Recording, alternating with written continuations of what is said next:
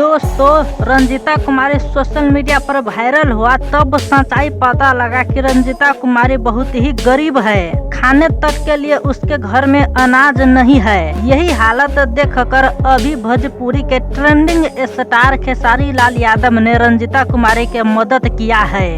पहले तो उसे खाने के लिए पैसा दिया, अब ये हालत देखकर उसे चढ़ने के लिए गाड़ी भी दे दिया है, कार दिया है। एक पुराना कार पड़ा था खेसारी लाल के घर पर, वही कार रंजीता कुमारी के दे दिया है। अब रंजीता कुमारी इसी कार में बैठकर अपना काम करेगा। अब घबराने की कोई बात नहीं है। खेसारी लाल रंजीता कुमारी के सपोर्ट में आ चुके हैं। अब इसका गरीबी दूर हो चुका है। अब ये सोशल मीडिया के माध्यम से जितना पैसा चाहेगा उतना पैसा कमा सकता है। भोजपुरी के कुछ स्टार ये भी कहा है कि रंजीता कुमारी अब इंडस्ट्री में काम करेगा, अब वो मॉडल भी बनेगा और काफी ज्यादा पैसा कमाकर अपना गरीबी दूर कर सकता है।